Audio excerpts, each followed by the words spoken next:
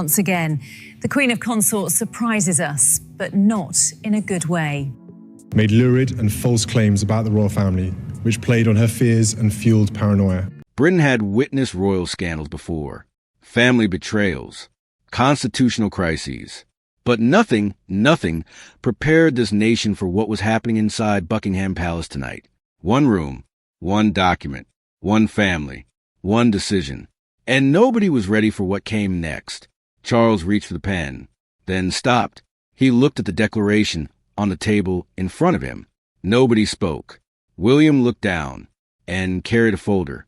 Nobody asked what was inside, maybe because nobody wanted the answer. Camilla was waiting, only steps away, separated from the king by a single closed door. She refused to leave. She had demanded answers. No one opened the door. She paced. She waited. And on the other side of that door, her entire future was being decided without her. But before we go any further, why had it come to this? What had pushed a king to this moment? And what had happened inside this family that made signing that declaration feel like the only option left? Subscribe now, because the answers are darker than anyone reported. Charles had defended Camilla for decades, against politicians, against newspapers, against public opinion. Every battle had brought them closer, which is why nobody imagined the hardest battle would come from inside the palace itself. William arrived after an urgent summons, the kind that comes without explanation. Catherine arrived beside him, quiet, still. She had noticed something in recent months. Small things, tiny moments no one else seemed to notice. Months later, those moments would become impossible to ignore. And then there was Camilla, the woman who believed she had finally secured everything she had fought for. She was not in that room, but every word spoken inside it was about her. The crisis hadn't started that morning. It had started months earlier, in a grand hall, after a ceremony no one reported, with a demand that crossed a line Charles could never walk back from. By the next morning, someone would demand control over the future queen, and Charles would hear words he could never forgive. It didn't begin with a leaked letter. It didn't begin with a hostile headline. It didn't begin with a public argument. The moment that broke this family began with something much quieter. Camilla had felt it for weeks. The shift, William consulted first. Catherine briefed earlier. She told herself it was preparation, transition planning, normal. Then came the Commonwealth ceremony, and the word normal stopped applying. Palace officials turned to Catherine, not Camilla. Catherine, she handled every greeting with quiet authority.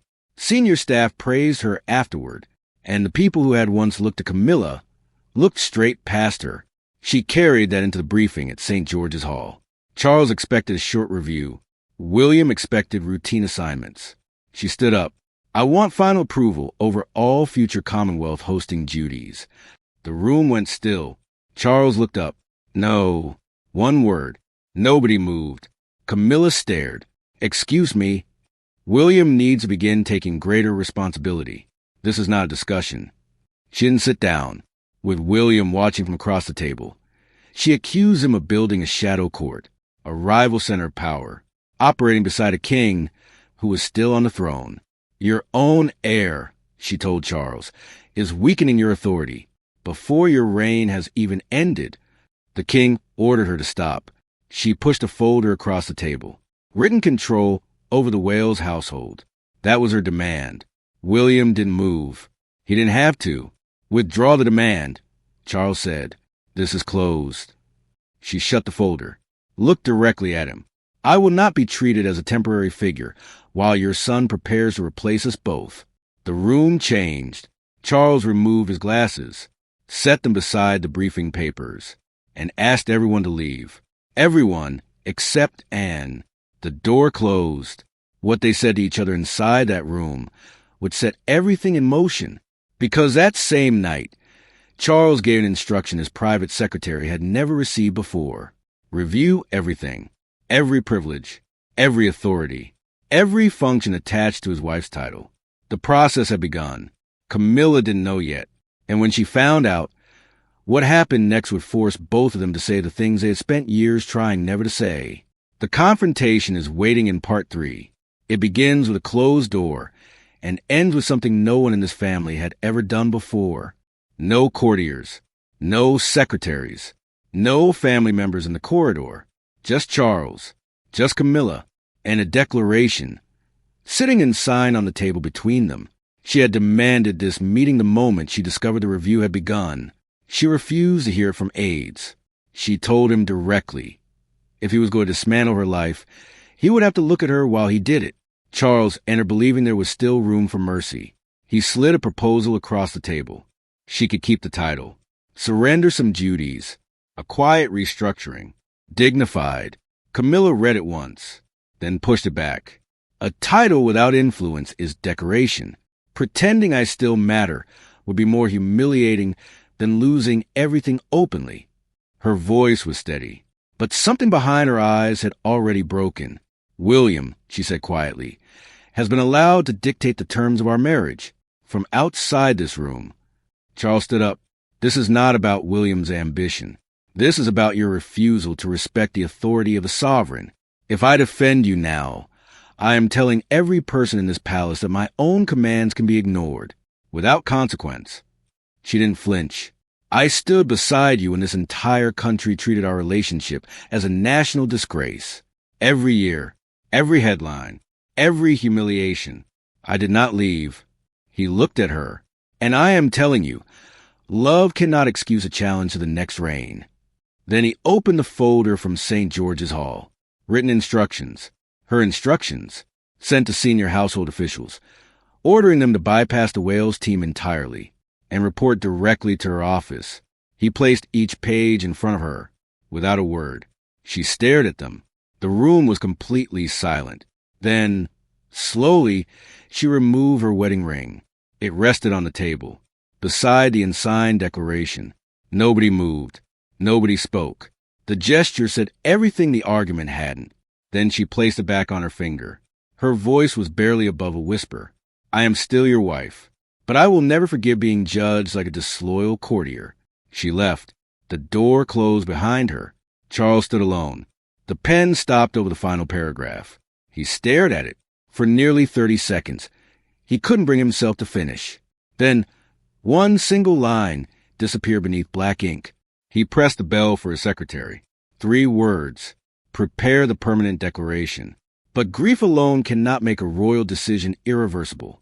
What came next required an alliance, already assembled, already waiting in a room down the hall. William had said it quietly in the private council. Personal mercy cannot justify institutional confusion. Catherine said nothing.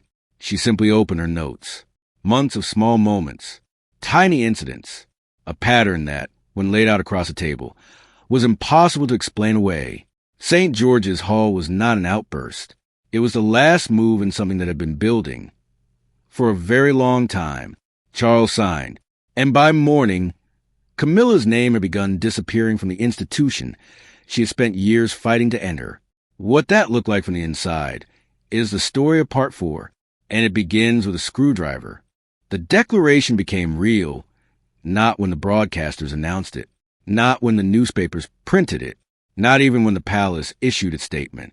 It became real when a footman arrived outside Camilla's office.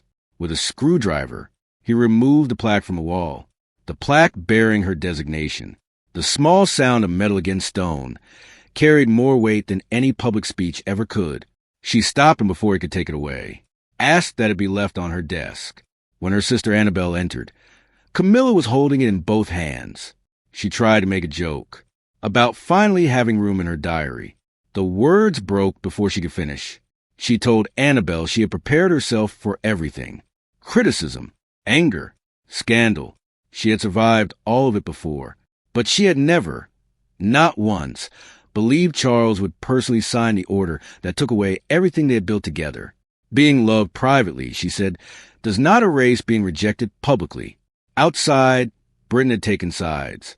Broadcasters abandoned scheduled programming. Front pages were rebuilt overnight.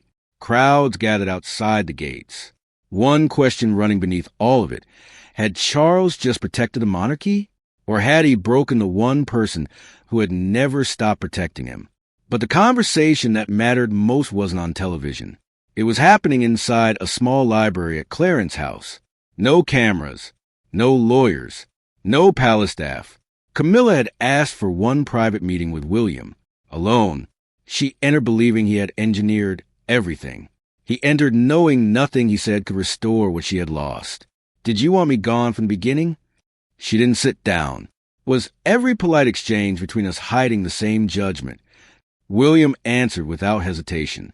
He had accepted his father's marriage. He had never asked Charles to choose. But two centers of authority around a throne would confuse one reign and poison the next before it even began.